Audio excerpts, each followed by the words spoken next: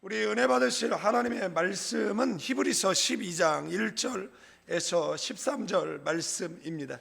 이러므로 우리에게 구름같이 둘러싼 허다한 증인들이 있으니 모든 무거운 것과 얽매이기 쉬운 죄를 벗어버리고 인내로써 우리 앞에 당한 경주를 하며 믿음의 주요 또 온전하게 하시는 이인 예수님을 바라보자. 그는 그 앞에 있는 기쁨을 위하여 십자가를 참으사 부끄러움을 개의치 아니하시더니 하나님 보좌 우편에 앉으셨느니라. 너희가 피곤하여 낙심하지 않기 위하여 죄인들이 이같이 자기에게 거역한 일을 참으신 일을 생각하라. 너희가 죄와 싸우되 아직 피 흘리기까지는 대항하지 아니하고 또 아들들에게 권하는 것 같이 너희에게 권면하시는 말씀도 잊었도다. 일렀으되 내 아들아, 주의 경계하심을 경히 여기지 말며 그에게 꾸지람을 받을 때에 낙심하지 말라. 주께서 그 사랑하시는 자를 징계하시고 그가 받아들이시는 아들마다 채찍질 하심이라 하였으니 너희가 참음은 징계를 받기 위함이라 하나 하나님이 아들과 같이 너희를 대우하시나니 어찌 아버지가 징계하지 않는 아들이 있으리요. 징계는 다 받는 것이거늘 너희에게 없으면 사생자요 친아들이 아니니라.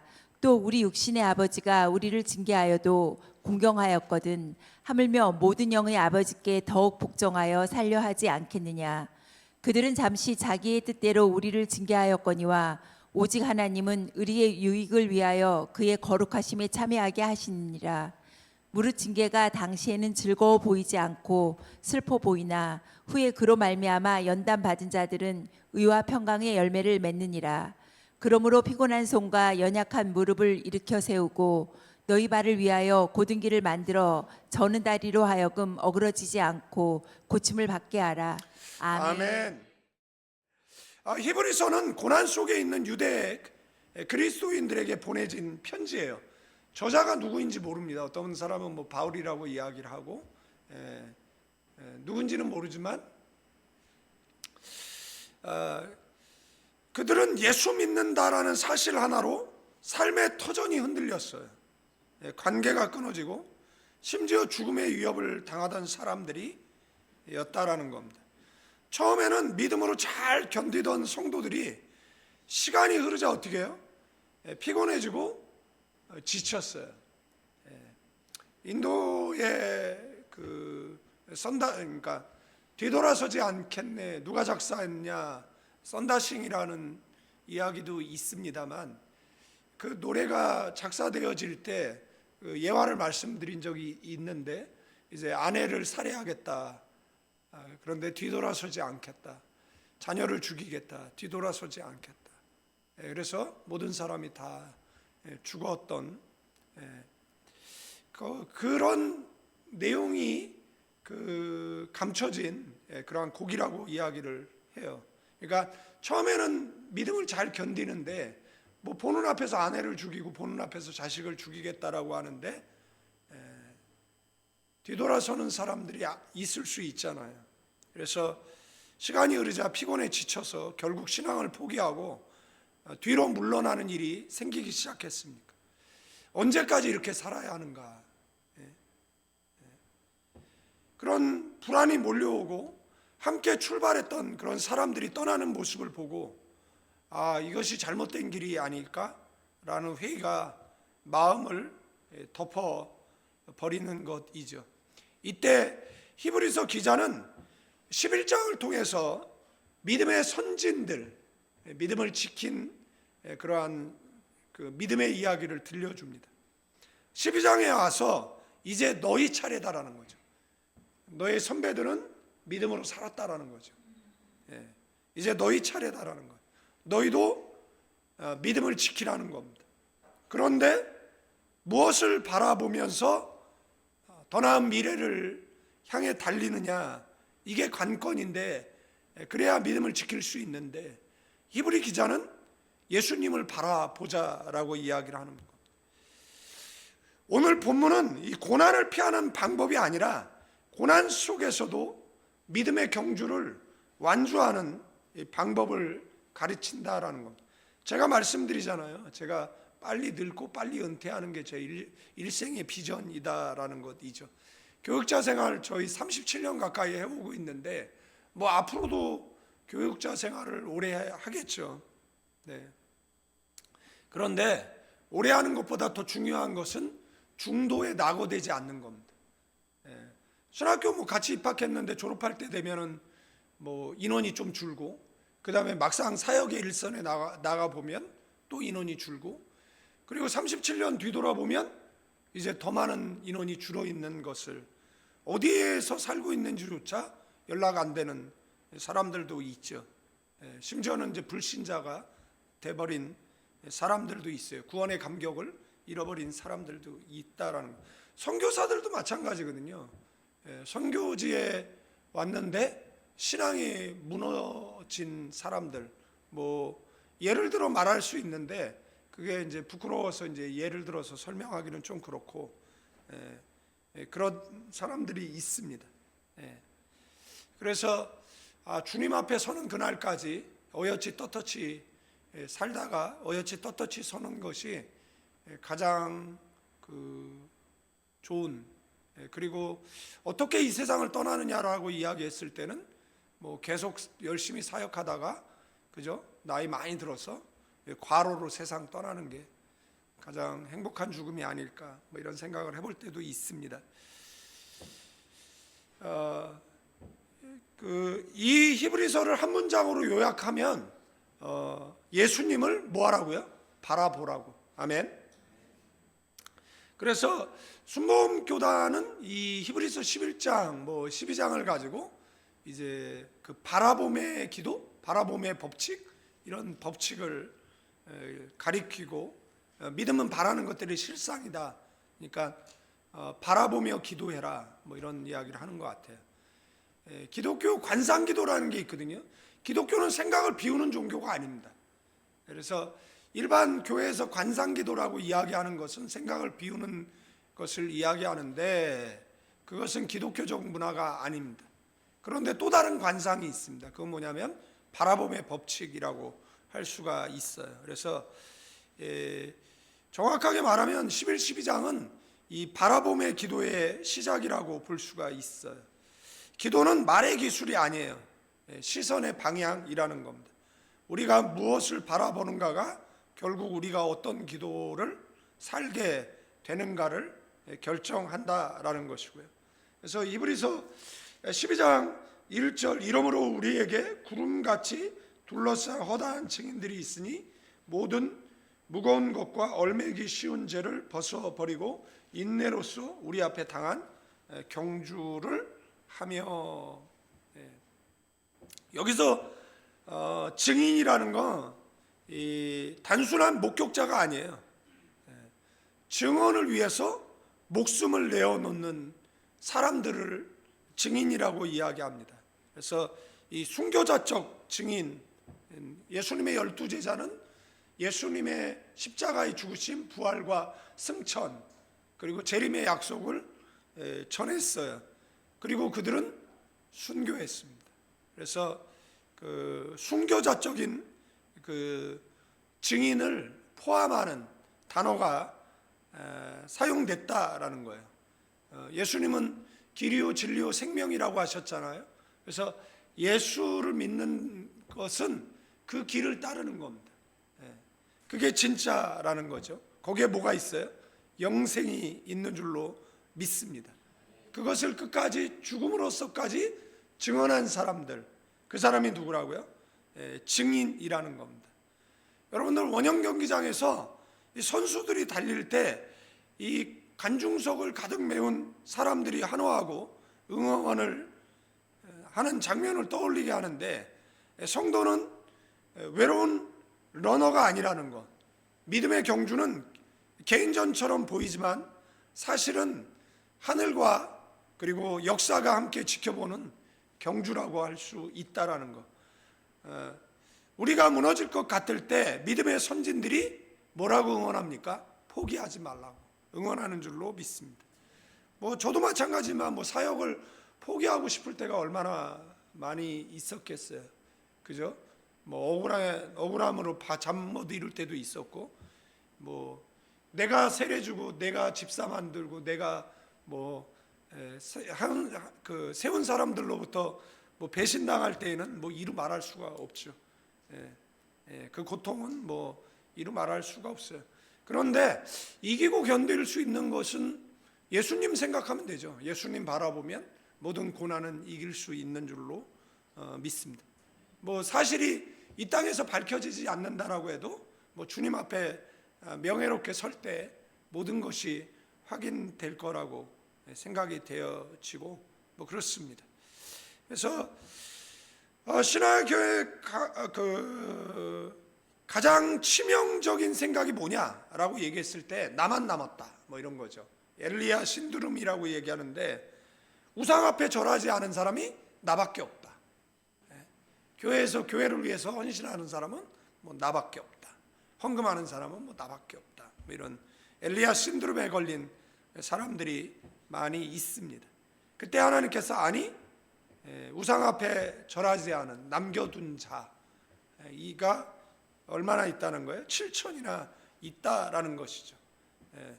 그래서 우리는 혼자가 아니라는 것이고요. 우리 곁에는 누가 있습니까? 교회가 있죠.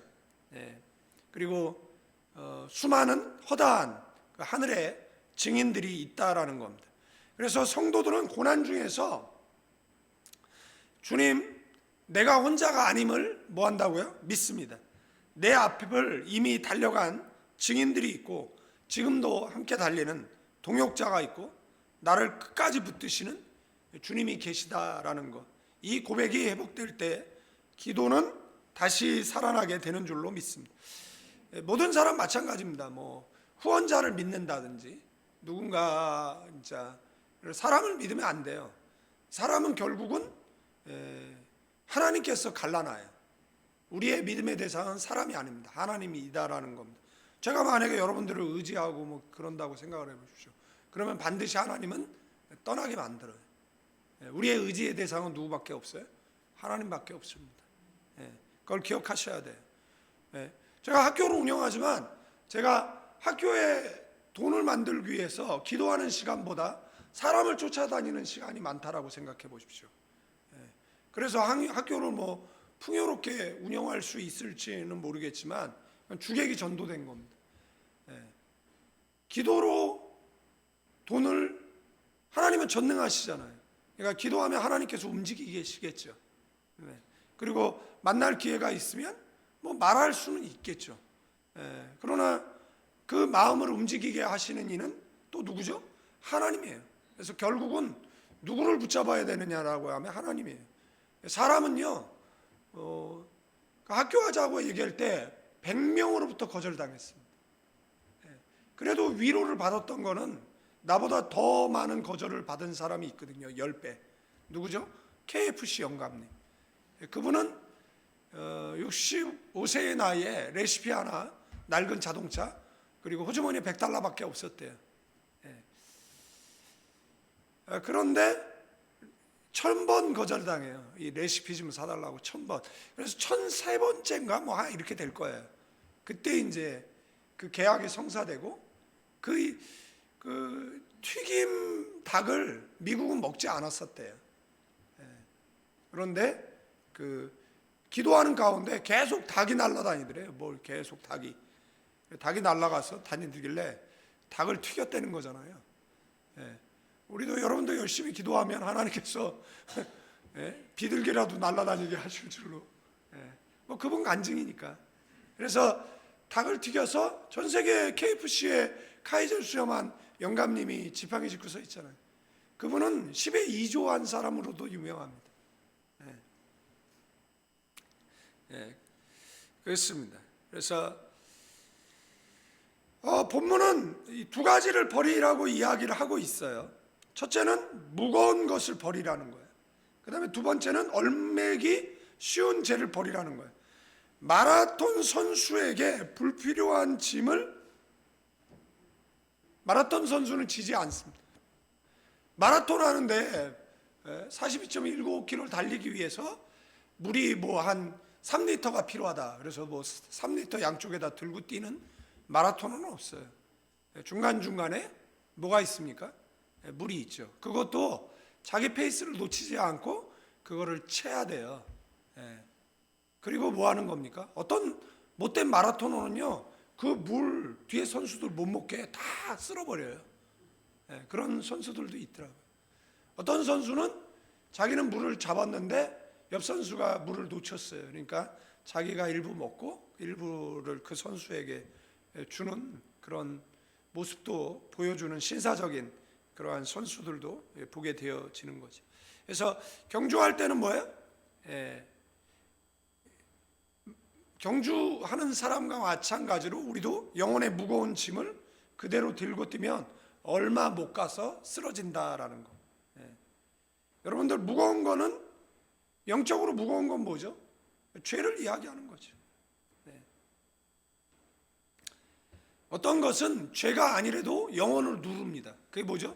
염려예요, 염려. 과도한 책임감이라든지, 뭐 사람의 그 평가, 그러니까 사람의 평가를 너무 신경 안 써도 문제지만 너무 신경 써도 문제예요. 그러면 뭐 하는 거죠? 누가 그러더라고요. 목사님도 눈치 보네요, 그러더라고요. 저 눈치 엄청 봐요. 저는 뭐 눈치 안 보는 줄 압니까? 저는 이기복 선교사 눈치도 보고. 왜? 우리 다 눈치 봐요. 집사님들 눈치 보고. 왜 내가 눈치를 안 봐? 눈치를 보지. 눈치를 안 볼 수가 없죠. 눈치를 보죠. 이때껏 눈치 안 본 적이 없을걸요. 눈치를 늘 보죠. 눈치를 보는 게 꼭 나쁜 거는 아니거든요. 뭐 견제도 필요하고, 만약에 모든 거를 내가 자유롭게 한다라고 생각을 해보십시오. 눈치를 안 보고 그냥 50 넘으면 이기적으로 살라고 그냥 뭐 하고 싶은 대로 말하고 가고 싶은 데 가고 그만두고 싶으면 그만두고 이렇게 산다고 생각을 해보십시오. 그러면은 아우 훌륭하다 그럽니까? 아니요, 빌런이라고 그러죠. 십자가의 원수가 될 수가 있겠죠. 그래서 뭐 의지하는 것, 그죠? 뭐 사람을 의지해. 그래서 영원히 그 도움이 된다. 뭐 할렐루야죠. 그런데 그렇지 않을 때에는 이게 하나님은 또 그렇게 사람을 의지하도록 내버려 두지도 않아요. 그리고 이 천성을 향한 믿음의 행진, 뭐 사역의 행진은 어떻게 보면 그 마라톤을 혼자 뛰는 것과 비슷하다라고 볼 수가 있어요. 목사도 내 마음 몰아줄 때도 있고 성도가 우리 마음 몰아줄 때 그냥 그럴 때 서운해할 것도 없어. 그냥 인생은 어차피 혼자야. 옆 사람에게 섭섭하게 안 들기를 축원드립니다. 왜냐하면 교회의 문제는 뭐냐면 섭섭마귀야, 섭섭마귀. 섭섭마귀가 들면은 옛날에 부흥사들이 맨날 그 섭섭마귀 들었다고 이야기를 하는데 그냥 서운한 감정이 신앙을 다 무너뜨리는 거예요. 그러니까 뭐 그거를 이제 오해라고 이야기를 하는데, 근데 그걸 어떻게 하겠습니까? 지가 오해하겠다는데 내가 뭐 그 오해를 어떻게 풀어줍니까? 오해하겠다 그러면 해야 되는 것이 뭐. 그래서 우리가 이 천성을 향한 그 믿음의 행진에서 좀 마음을 좀 가볍게, 죄를 좀 가볍게, 책임을 좀 가볍게 하면 참 좋겠다라는 생각을 갖는 거예요. 시편 기자는 나의 도움이 어디서 온다고요? 나의 도움은 천지를 지으신 여호와에게로서다. 아멘. 우리가 의지할 분은 누구죠? 의지할 사람이 있으면 사람 찾아가지 기도하겠습니까? 기도의 자리에 나오겠습니까?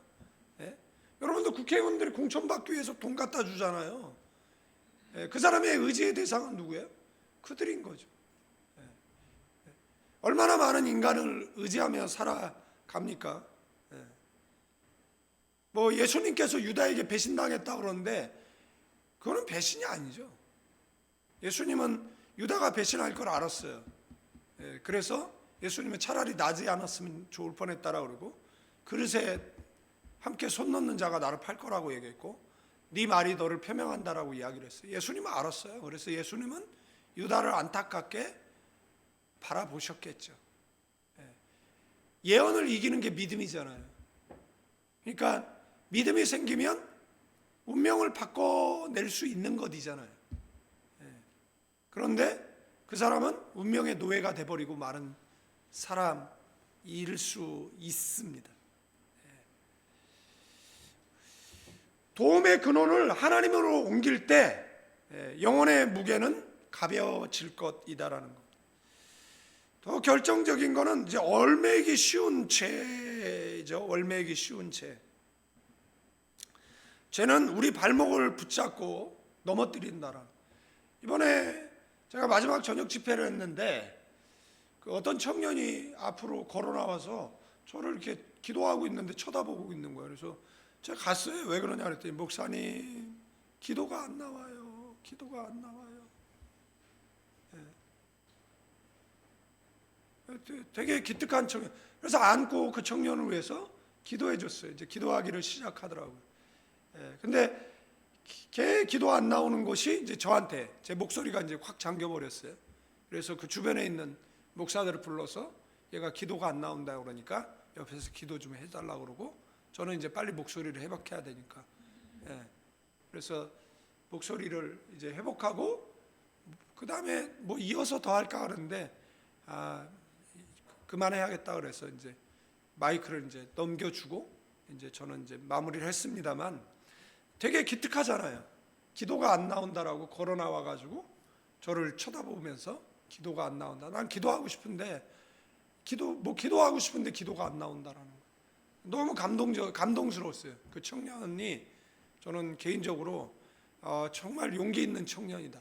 다른 사람들은 기도가 안 나오면 안 하고 있거나 뭐 기도를 열심히 하는 사람들 속에서 구경하고 있거나 어떤 사람들은 뭐 기도할 생각조차 안 하고 있는 사람들도 있겠죠. 그러나 자신은 기도가 필요하다라고 생각했고 기도를 하고 싶은데 기도가 안 나오는 그 자신의 그 안타까움. 그래서 눈물을 흘려 기도하는 청년. 죄는 우리의 발목을 붙잡고 넘어뜨립니다. 죄의 특징이 뭐죠? 얽는 것이에요. 한번 묶이면 끝나지 않습니다. 죄는 계속 사슬을 늘려서 사람을 무기력하게 만들고 결국 경주에서 낙오시키려고 한다라는 사실입니다. 제가 말씀드렸잖아요. 사람과 싸울 때 이기려고 하지 말라라고. 싸우려면 사실만 갖고 싸우라고 하는데 이게 거짓 한 스푼을 더하잖아요. 그러면 이제 그때서부터 이제 이기려고 해서 거짓말을 계속하게 됩니다. 근데 그 거짓이 이제 드러날 때 사탄은요 목적을 이루면 버리거든요. 그러면 그 거짓이 다 드러납니다. 다 드러날 때는 이제 그 비참함이라는 것은 뭐 이루 말할 수가 이제 없는 거죠. 그 패배 그는 뭐 이루 말할 수가 없다라는 거. 그때 가장 좋은 게 뭐냐라고 얘기했을 때 침묵이 최고입니다. 침묵이 최고라는 겁니다. 죄는 지가 짓고 사람들한테 기도해 달라고 그 자기들과 도와주는 선교사 단톡에다가 제 이야기를 또 올렸대네요. 계속 그렇게 살아라. 그죠? 결전의 날이 한 발 한 발 다가오고 있으니까 무릎 꿇고 빌기 전에는 그죠? 꼭 이기기를 바래요. 걔네들 그 수십 명 전 못 이겨요. 저 싸움 잘해요. 괜히 돈 낭비하고 목사들 줄 세워가지고 그럴 필요가 없어요. 그래서 이기나? 거짓은 이길 수가 없어요. 거짓은 이길 수가 없어요. 이길 수가. 지금 뭐 제가 교육자 생활 36년 해오는 기간 동안에 거짓이 이긴 꼴을 본 적이 없습니다. 거짓말하는 자들은 뭐 비참한 최후를 맞이했거나 아니면은 뭐 그렇습니다. 뭐 여기까지 얘기하고 무슨 얘기인 줄 뭐 알아듣는 사람은 알아듣고 못 알아듣는 사람은 못 알아듣고 이제 그냥 잠깐 이야기를 해본 거예요. 왜 얘기했겠어요? 이묵성 교사가 졸고 있어서 얘기했겠죠.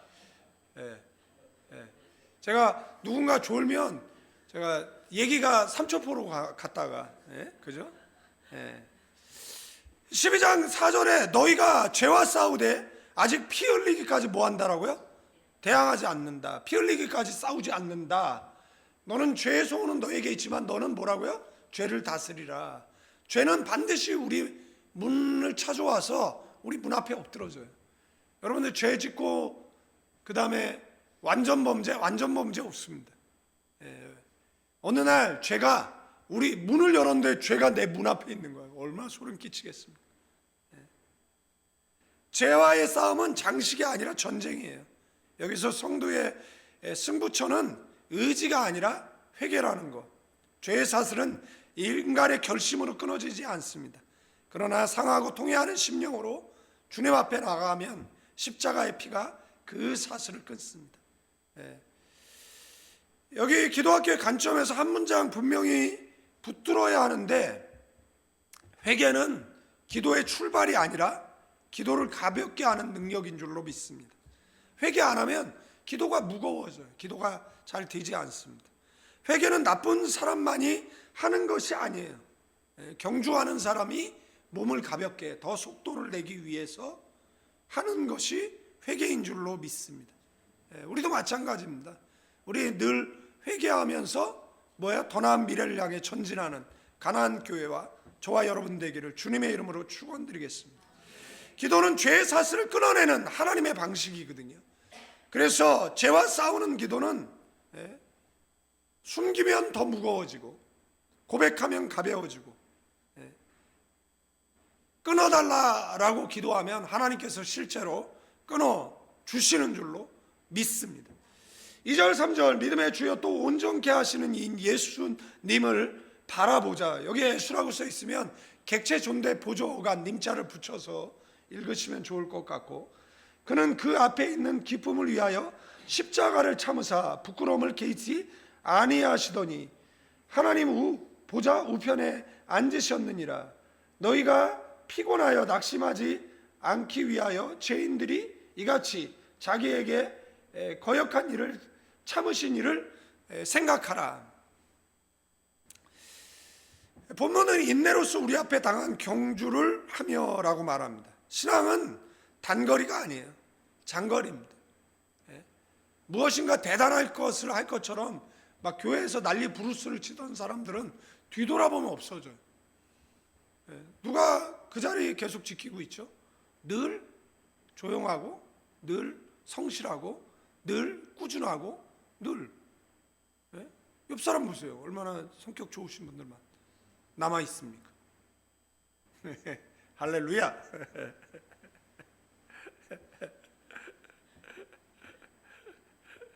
인내가 없으면 뭘 못해요? 끝까지 갈 수가 없어요. 그래서 성령의 9가지 열매 가운데 뭐가 있습니까? 인내가 있는 겁니다. 9가지 중에 2가지가 인내, 오래 참음, 절제, 2가지가 이 안에 들어가는 것이잖아요. 더 중요한 것은 성경에서 인내를 말하면서 모델로 누구를 제시합니까? 예수님을 제시하고 있어요. 인내의 비결은 의지력이 아니에요. 시선의 고정이에요. 어떻게 인내할 수 있죠? 예수님 바라보면서 인내하는 거예요. 저도 그냥 참을성이 많이 늘은 것 같아요. 옛날 같으면은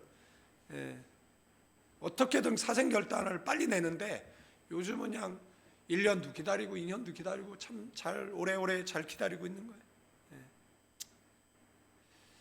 그래서 시선을 누구에게 고정하는 겁니다. 예수님께. 예수님을 바라보자라는 거죠. 이건 쳐다봄이 아니에요. 이 아프론테스라는 이 단어는 다른 것을 견눈질하지 않는 한 대상에게 시선을 고정하는 것을 이야기한다라는 겁니다.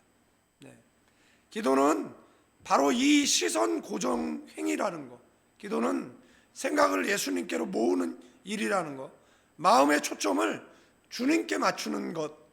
그러므로 기도가 무너질 때에는 대개 뭐예요?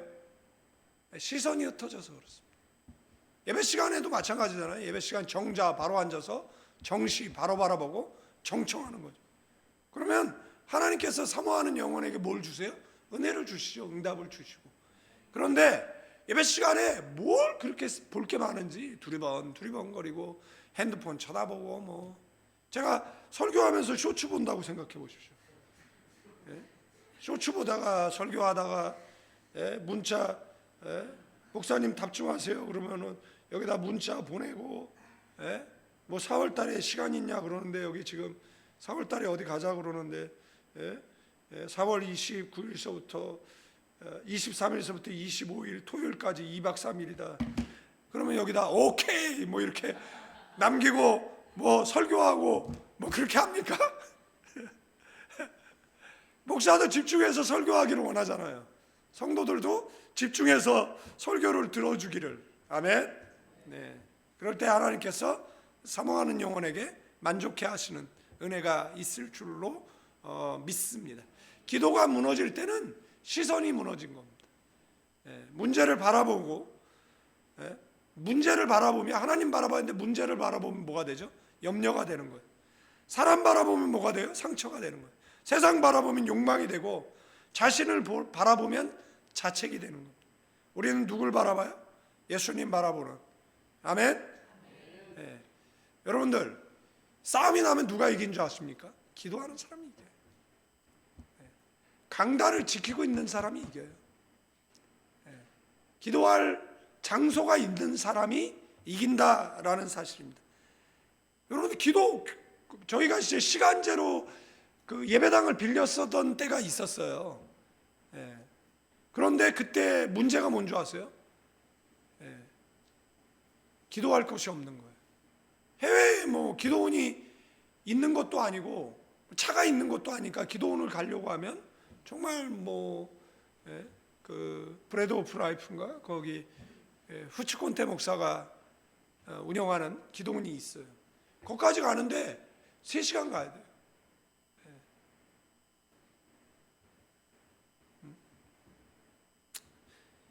그러니까 이제 그 교회에 기도할 곳이 없으니까 이제 뭐 남의 교회 가서 기도할 수는 없잖아요. 그러니까 힘든 시간이었어요. 그래서 강단이 있고 기도할 장소가 있다라는 거는 굉장히 중요해요. 저희가 건축을 할 때도 제가 기도실 제일 먼저 만들어 달라고 그랬어요. 컨테이너 하나 갖다 놔 달라고. 그러면은 교인들이 와서 기도할 수 있도록. 그런데 그것을 건축 현장이 끝까지 안 들어줬습니다. 교회 다 건축 마칠 때까지. 그리고 교회 건축 마치고 교회는 깨졌어요. 교회는 깨졌습니다. 이제 1000명 넘는다라고 하는 그 상황에 교회는 깨진 겁니다. 왜 깨진 거죠? 기도를 안 하는데 뭔 인간이 이런 것을 이루었다라고 생각하면은 바로 그거는 비참이에요. 여러분들, 나의 나된 것은 누구의 은혜? 주님의 은혜. 그래서 우리는 무엇이 잘 되면 다 뭐라 그래요? 하나님의 은혜입니다. 주님께서 도우셨습니다. 하나님 영광 받으세요라고 이야기하잖아요. 지금 시편 기자는 믿음의 주라고 이야기합니다. 믿음을 시작하게 하신 분이 누구죠? 주님이세요. 믿음의 길을 여신 분이 누구세요? 그 개척자, 그 프론티어의 기수가 누굽니까? 예수님이세요. 온전하게 하시는 이는 누구죠? 믿음을 완성시켜 주시는 분이 누굽니까? 예수님이에요. 그래서 믿음은 내가 만든 게 아니에요. 예수님이 시작하신 것이고 예수님께서 마치게 하신 것입니다. 그래서 그렇기 때문에 우리가 지쳐갈 때 무엇을 붙잡아야 하느냐? 내 결심이 아니라 예수님 붙잡아야 되는 줄로 믿습니다. 아멘. 붙잡는 가장 확실한 방법이 뭐예요? 기도예요. 교회는요, 목사가 성도들에게 반드시 가르쳐야 될 한 가지가 있습니다. 그게 뭔지 아세요? 기도하게 만드는 거예요. 아멘. 여러분들은 기도의 사람 되시길 바랍니다. 가장 문제가 뭔지 아세요? 기도 안 하는 게 가장 큰 문제고, 두 번째는 잘못 기도하는 게 문제인 겁니다. 여러분들, 신앙을 부족으로 갖고 있는 사람들이 있어요. 헌금을 부족처럼 하는 사람들이 있어요. 내가 이걸 하면 30배, 60배, 100배를 하나님께서 내게 주시겠지? 내가 주일을 성수하면 하나님께서 내 자녀들 잘 되게 해주시겠지? 이런 기복을 가지고 신앙생활 하는 사람들이 있어요. 그런 기복을 가지고 저한테 기도를 해달라고 하는 사람들도 있어요. 그러나 여러분들, 그런 샤머니즘적 신앙생활은 참된 신앙생활이 아니라는 것을 기억하셔야 된다라는 겁니다. 예수님은 그 앞에 있는 기쁨을 위하여 십자가를 참았어요. 여러분들, 십자가는요, 이 못으로 이 손바닥이 아닌 이 손목 사이에 굵은 뼈가 있어요. 왜냐면 몸이 앞으로 쓰러지거든요. 그런데 그것을 견뎌내기 위해서 동맥을 끊어내는 거예요. 그 고통은 뭐 이루 말할 수가 없는 것이죠. 왜냐하면 안 그러면 이 몸이 앞으로 쓰러져요. 찢겨 나가는 겁니다. 그리고 지금 발견되는 고고학적 발견 가운데서 못을 어디다 박았느냐, 그러면 이렇게 발을 포개고 여기다 박았느냐라고 얘기하는데, 제가 전에 SNS 써 올렸는데 발목 뒤에 보면 발목 있잖아요. 발목, 그게 굉장히 큰 뼈거든요. 발목, 그 발목 밑에. 그래서 발목을 두 개를 포개서 이게 못을 박고, 그 다음에 그 못을 뒤에서 망치로 가격해 가지고 꼬부라진 이게 발견됐어요. 그래서 예수님은 약간 몸이 이렇게 두 다리를, 발목을 두 개를 붙여서 약간 하체는 이렇게 약간 틀어진 상태에서 십자가에 매달린 신 것으로 본다라는 거죠. 그러니까 이 고통은 뭐 이루 말할 수가 없어요. 이거는 뭐. 그런데 어떻게 참을 수 있었느냐라는 겁니다. 어떻게 참을 수 있었냐? 그 앞에 기쁨 때문에 참은 겁니다. 그 앞에 있는 기쁨 때문에, 그 앞에 있는 부활과 그 앞에 있는 승천과 그 앞에 있는 재림 때문에 참으셨다라는 겁니다. 그래서 예수님은 수치를 개의치 않으셨어요. 여러분들 가장 수치스러운 게 뭐죠? 주리돌림이라고 아세요? 환양녀? 환양녀가 환양연이 됐잖아요. 우린 요 옆에가 그 있잖아요. 여기 홍제천. 여러분들 나라가 자국민은 못 지킨 거잖아요. 그래서 조선의 딸들이 위안부로, 그런데 위안부가 뭐 어제 오늘의 일입니까? 당청명 때 조선인들 여자들 공출했잖아요. 그래서 중국으로 끌려가가지고 도망갈까봐 그 발보다 작은 신발 시켜가지고 발이 발레리나보다 더한 이렇게 오그라들게 만드는 거잖아요. 그 사람네들이 고향이 그리워, 아버지가 보고 싶어, 수많은 돈을 주고, 그래서 탈출을 해가지고 천신만고 끝에 고향에 왔는데 안 받아주는 거잖아요. 안 받아주는 거잖아요. 그놈의 공자 때문에. 그래서 한국에는 공자가 죽어야 나라가 산다라는 말이 나올 정도잖아요. 그래서 어떻게 했습니까? 정종가? 홍제천에 가서 몸을 씻어라. 그러면 과거를 묻지 않겠다. 가서 몸을 씻었어.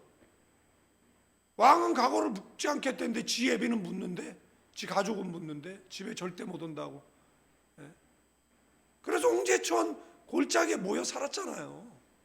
그 사람네들이 오면 홍제천에 가서 몸을, 저 여자들이 한이 흘러다니는 게 홍제천 있는 것이잖아요.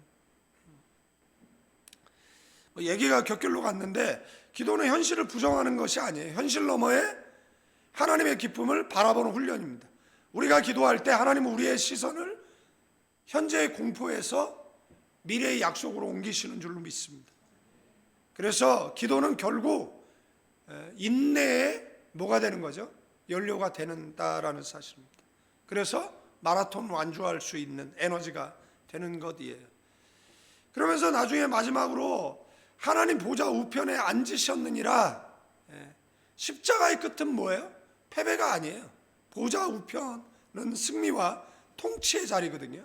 성도는 고난 중에 이렇게 기도해야 됩니다. 주님, 지금 내 눈에는 십자가뿐이지만 주님은 십자가 뒤에 보좌를 보여달라고, 나의 현재를 넘어 주님의 승리를 바라보게 해달라고 기도해야 되는 줄로 믿습니다. 사람이 무엇을 바라보며 사느냐에 따라서 인생의 방향이 결정돼요. 아담과 하와는 하나님이 금하신 무엇을 바라봤습니까? 선악과를 바라봤어요. 결국 그것을 먹고 말았어요. 롯은 무엇을 바라봤어요? 여러분들, 롯의 아내가 믿음이 없었다라고 말하지 않아요. 소돔의 풍요를 바라보다가 결국 그것으로 들어가 인생이 무너지고 말았어요. 그리고 뒤돌아봤다가 소금 기둥이 되었어요. 영적인 삶도 마찬가지거든요. 예. 기도는 입술에서 시작되는 것이 아니에요. 시선에서 시작된다라는 거. 우리가 무엇을 바라보고 사느냐가 결국 무엇을 기도하며 사느냐를 결정한다라는 겁니다. 예. 뭐 저는 교육자 생활하면서 세상 안 바라봤겠습니까? 가서 뭐 돈 안 벌고 싶겠습니까? 좋은 차 안 타고 싶었겠습니까? 예. 그래서 실제로 그만둔 적도 있어요. 돈을 벌기 위해서 노력한 적도 있었어요. 그러나 그 교회에서 치는 종소리, 그리고 길 가다가 발견되는 십자가, 들려오는 이런 노랫소리, 캐롤들, 이런 것들이 계속해서 콜링을 하는 거죠. 계속해서. 예. 그래도 깨닫지 못하고 안 돌아가니까 뭐 사람 채찍 인생 막대기로 다루시고, 예. 그래서 결국은 다시 사역의 자리로 돌아오죠. 예. 전에는 그래도 돌아갔다가 돌아오는 걸 반복했는데 이제는 묵묵하게 이 길을 갈 수 있는 것을 보면, 옆 사람에게 너 많이 컸다. 인사하세요, 인사하게. 야, 너 많이 컸다. 예? 그죠? 신앙이 많이 큰 거예요. 할렐루야지 뭐. 이가지까침이야지 뭐. 껌이잖아요, 껌. 그죠? 옛날에는 막 울고불고 했는데 어느 순간서부터는 뭐 울고불고도 안 해. 예? 그냥 이거 잘 통과하면 하나님의 뭐예요, 보상이 있겠구나 뭐 이렇게 생각을 하는 거죠. 가끔 이제 열받게 하고 뭐 이렇게 길을 살리고 뭐 이런 분들도 있지만 뭐 하여간 그렇습니다. 예. 그때 뭐 제가 나이 늦게 결혼했잖아요. 제가 40에 결혼했잖아요. 그러니까 여러분들 20대 때 교육자, 그러니까 무보수 7년 사역을 했는데 20살서부터 27살, 그때 여자들의 기준은 뭐예요? 차 있냐? 집 있냐? 예? 뭐 돈이 있어야 데이트를 하지. 예? 그때는 뭐 남자가 다 쏘는 거 아니에요. 그러면 양식집 가서 돈가스라도 하나 사줘야 되는 거잖아요. 함박 스테이크라도 하나 사줘야 되는 거잖아요. 돈이 있어야 함박 스테이크를 사주지. 돈이 있어야 뭐 돈가스를 사주고, 예? 돈이 있어야 그 파라솔 꽂혀 있는, 예? 파르페라도 하나, 예? 그잖아요. 뭘 사주지, 뭘 해? 연애를 무슨 연애를 해? 예? 뭐 사람 만나가지고 만날 시간이 어디 있어요? 예? 뭔 결혼을 해? 뭔 돈이 있어? 교육자 생활 하는 내내 결혼을 어떻게 해? 집도 절도 없는데, 갈 곳도 없는데, 뭐 사례라고 뭘 많이 받아야 뭘 결혼을 하고 뭘 하지, 뭘 해요? 결혼했지, 빚 내서. 예? 그럼 결혼해서 뭐해? 빚 갚지.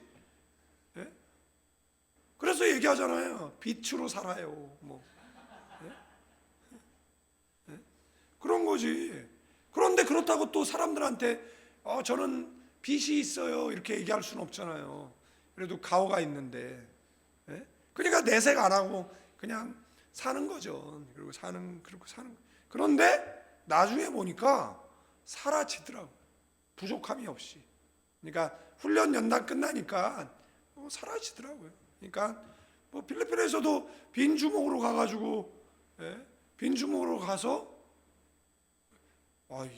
저기 누구야, 아브라함처럼 70명 가가지고 약 60만 정도 나와야 되는데 혼자 가가지고 셋이 나왔네.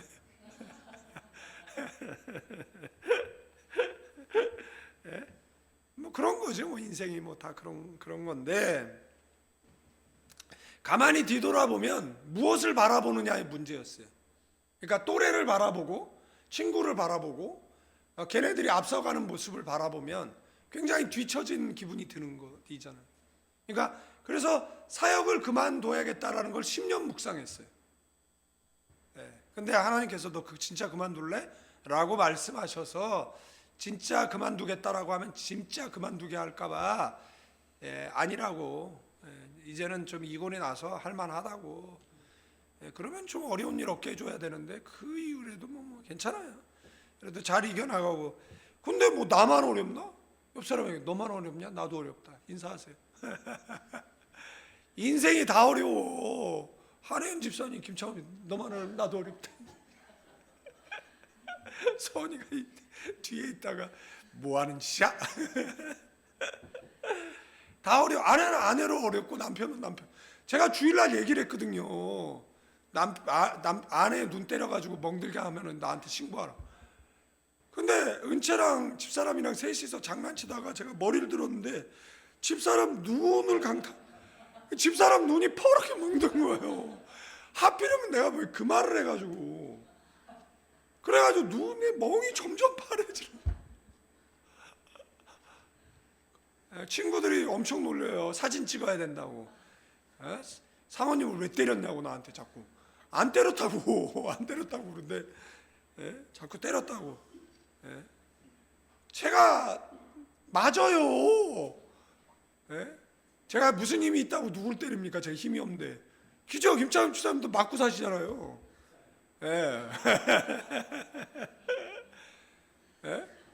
우리 신집사님 아직 안 맞나 보네요. 빨리 맞기를 축원드립니다.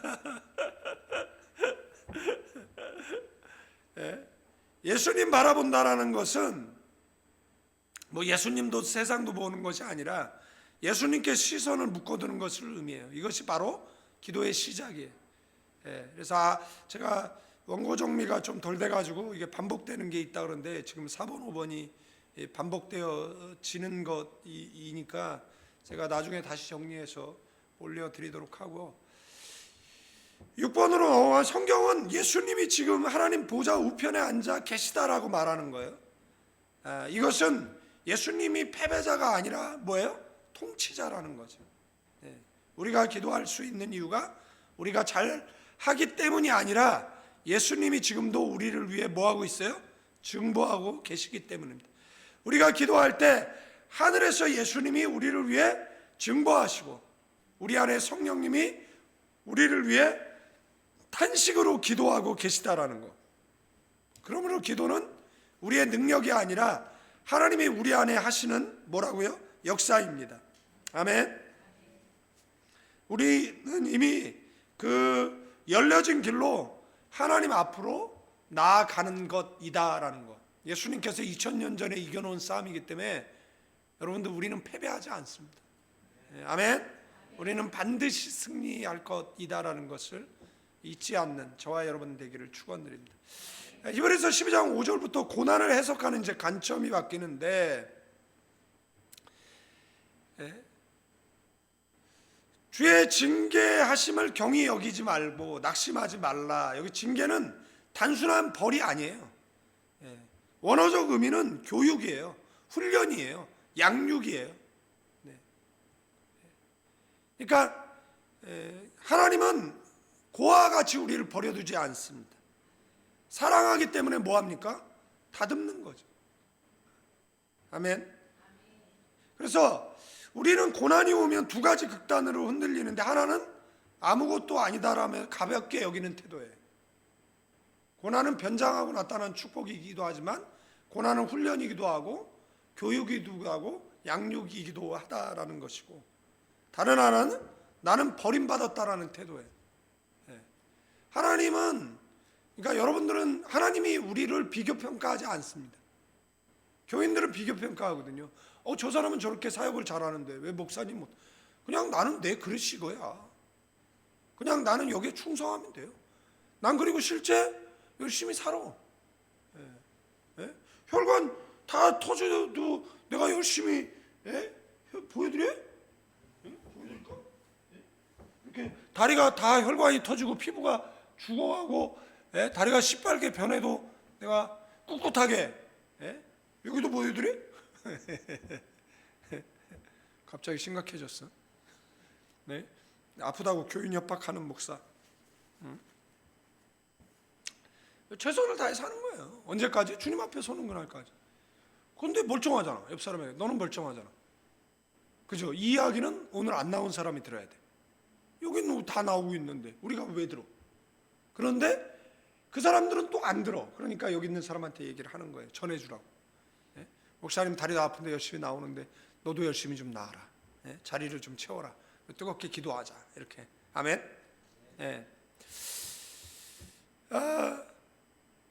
본문은 이거 둘 다 금지예요. 왜냐하면 징계의 동기는 사랑이기 때문에 그렇습니다. 주께서 사랑하신 자를 뭐예요? 징계하시고 받아들이시는 아들마다 채찍질을 하십니다. 하나님은 무관심하면 내버려 둡니다. 그러나 하나님의 아들이라 여겨지면 뭐하죠? 다루신다라는 거. 그래서 11절에 연단을 잘 받는 자들은 의와 평강의 열매를 맺는다. 여기에 이제 기도와 학교의 세 번째 핵심이 나오는데, 징계의 시간은 기도를 얕게 만드는 시간이 아니라 기도를 깊게 만드는 시간이라는 거. 기도가 가장 깊어지는 순간은 형통할 때가 아니에요. 연단 속에서 마음이 부서질 때라는 거.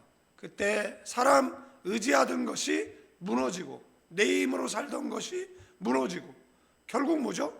주님 아니면 안 됩니다라는 고백이 나온다라는 겁니다. 그 고백이 진짜 기도라는 거. 그 기도가 사람을 거룩으로 이끈다라는 거. 제가 말씀드렸잖아요. 목사가 교인들에게 반드시 가르쳐야 될 한 가지 있다라면 그거는 기도하는 사람 만드는 겁니다. 여러분들은 어떤 상황, 어떤 환경 가운데서도 기도하세요. 아멘. 사람한테 떠들고 다니면서 뭐 이기려고 못 이겨. 기도하는 사람을 이길 수가 없어요. 그래서 여러분들은 기도하세요. 기도로 인생을 승부를 보세요. 제가 애들한테 얘기하거든요. 청년들한테. 야, 돈 있어? 백 있어? 실력 있어? 스펙 있어? 없으면 죽으러 기도해. 다른 말 하지 말고. 기도해야 비전이 생기고, 기도해야 산을 넘고, 기도해야 강을 건너고, 기도해야 홍해를 육지처럼 가를 수 있는 것이에요. 하늘에서 만나가 내리게 하고 메추라기가 내리게 하고, 기도해야 골리앗을 쓰러뜨릴 수 있는 것이에요. 기도해야 3년 6개월의 가뭄이 해갈되어지는 거예요. 성경은 창세기서부터 요한계시록까지 뭐예요? 주구장창 기도하라는 이야기를 하고 있다라는 겁니다. 그래서 12, 13절에 피곤한 손, 연약한 무릎을 일으켜 세우고 곧은 길을 만들어라. 다시 말해서 뭐예요? 여러분들 이게 왜 피곤한 손 뭐야? 손 들어 기도하니까 손이 피곤해. 내려올 수밖에 없죠. 무릎 연약해졌어요. 그러니까 뭐예요? 이렇게 세워. 이제 됐다. 그만 기도해라. 라는 것이잖아요. 여러분들 훈련의 목적은 우리를 주저앉히는 게 아니에요. 다시 뭐 하는 거죠? 일으키는 것인 줄로 믿습니다. 상처내는 것이 아니라 고치는 것이다라는 겁니다. 그래서 100마디의 말보다는 한마디의 기도가 더 파워가 있다라는 것. 그러나 그 기도는 말씀에 기초해야 돼요. 그래서 설교를 하는 거예요. 신앙을 지정의로 성장시키기 위해서 뭐 하는 겁니까? 말씀을 하는 거고, 여러분들은 기도를 하는 거고, 하나님은 응답을 해주시는 것인 줄로 믿습니다. 말씀을 정리하고 마치겠는데요. 오늘은 바라봄의 기도에 대해서 제가 잠깐 서두에서 말씀드리고, 처음에는 그거를 다룰까 하다가 바라보는 겁니다. 여러분들 뭘 바라보세요? 제가 필리핀에 문제 생겼을 때 그분들이 패배의식에 쩔었더라고요. 저희는 그 세도 못 내고 살 때 교인들에게 스티커를 나눠줬어요. 그리고 그래서 옛날 성경에 보면 이 앞에 스티커가 붙어 있어요. 그게 뭐냐면 우리는 이렇게 교회를 지을 거라는 거예요. 근데 그렇게 짓지는 않았어요. 그러나 교회는 졌어요. 교회 개척하고 6년 만에 교회를 완공했으니까 얼마나 기도했겠습니까? 정말 많이 금식하고 정말 많이 기도했어요. 성도들이 정말 기도의 사람들이었어요. 목사 그 가운데 1년은 제가 출국금지돼서 필리핀에 못 갔었어요. 그런데도 불구하고 성도들이 기도로 지켰어요. 지금도 성도들이 겟세마네 기도회 하잖아요. 어떤 애는요 360일 했어요. 우리는 지금 너무 멀리 사서 여건이 어렵지만 그래도 우리는 최선을 다해서 기도하고 있고, 어느 날 교회가 여러분 집으로 이사 갈 수는 없으니까 여러분들이 교회 근처로 이사를 오면 되겠죠? 그죠? 뭐 굳이 거기에 살 필요가 없다라면 아멘 안 하는 거 보니까 안 가요. 교회는 어디로 뭐 건축을 하는 겁니까? 뭐 이제 그런데 뭐 그렇게 되면 그쪽 교회 주변으로 모여들면 되죠. 그죠, 권사님? 예? 예. 권사님만 아멘 안 해. 아이고. 예, 그렇게 되는 거예요. 그러면 되지. 그렇다고 뭐 교회가 뭐 동탄으로 가겠습니까? 수원으로 가겠습니까? 파주로 가겠습니까? 뭐 다 동서남북 흩어져서 살고 있는데. 그래서 물어봤어. 챗GPT한테. 우리 교인들이 여기 사는데 어디가 제일 좋냐? 그랬더니 얘가 위치를 알려주더라고요. 우리나라에서 가장 비싼 땅 여의도 아니면 용산 이렇게 친절하게 알려주시더라고요. 그래서 이야기를 했어요. 좀 저렴한 데 없을까라고 이렇게 물어봤어요. 저렴한 데가 없을까라고 이야기했더니 영등포 외곽 뭐 이런, 그죠? 예, 뭐 이런 데를 찝어주더라고요. 예, 그래도 차 안 타고 좀 지하철 역세권 막 이렇게 따지니까 뭐 그렇게 이야기를 뭐 하는 것이죠. 그러니까 그래도 뭐예요? 믿음으로 바라보고 있어야죠. 저는 믿음으로 늘 바라보며 기도하거든요. 아직 정리가 안 돼서 그렇고, 정리가 되면 하나님께서 이제 구체적으로 역사를 해주실 텐데, 좀 교회는 좀 공연장 같은 데였으면 좋겠어요. 그럼 늘 예배할 수 있는 곳, 늘 찬양 집회할 수 있는 곳이었으면 좋겠어요. 차도 좀 한 30대 됐으면 좋겠어요. 건물도 좀 다 생각을 했어. 그러니까 여러분 생각을 하세요. 저는 생각을 해보시고 뭐 그렇게 막 생각을 하거든요. 그럼 평도 나오고 이렇게 나와. 그러면 이제 지하철도 좀 이렇게 됐으면 좋겠다. 그러면 이제 무슨 생각이 돼? 꿈이 크구나 이런 생각이 들죠. 예. 그래도 뭐 생각할 수 있잖아요. 뭐 그런 생각하면 야 너는 꿈을 너무 크게 꿨어. 그래 부가가치세 얼마 뭐 이러면 안 되잖아요. 예? 우리가 빨리 성장 발전해서 필리핀 교회 하나 줘주면 되지 뭐. 네? 그잖아요. 아니 현직 교회는 다 져 있는데 그 많은 한인들이 모여가지고 떨고 앉아 있으면 어떻게 해? 예? 안 그렇습니까? 예? 뭐 조금 이따 질 것 같아 새롭게. 그래서 이번에 질 때는 좀 잘 지면 좋을 것 같아. 예? 예, 잘 지면 좋을 것 같고 뭐 하여간 그렇습니다. 뭐 하여간 위해서 뭐 기도해 주시면 좋을 것 같고, 기도는 말을 잘하는 사람이 하는 것이 아니라 예수님 바라보는 사람이 하는 것이에요. 세상을 바라보면 두려움이 기도가 되고, 문제를 바라보면 염려가 기도가 되고, 예수님 바라보면 믿음이 기도가 된다라는 것.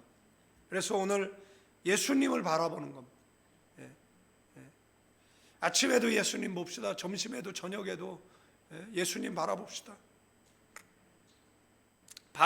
바라보는 사람은 기도하는 사람이 되는 거예요.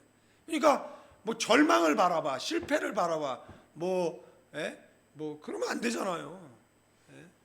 그러니까 더 발전. 나는 뭐 문제 생겼다 그럴 때, 이거 잘 넘으면 정말 하나님께서 놀라운 부흥을 주겠구나라고 했더니 목사가 도망가 버렸네.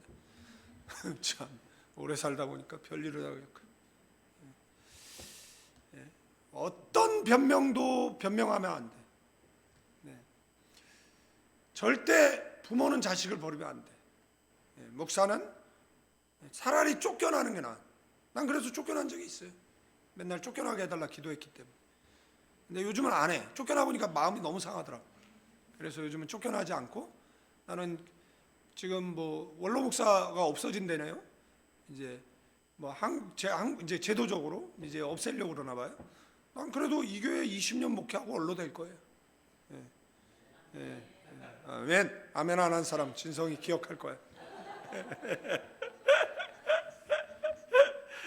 오늘 본문이 우리에게 주는 승리의 비결은 복잡하지 않습니다.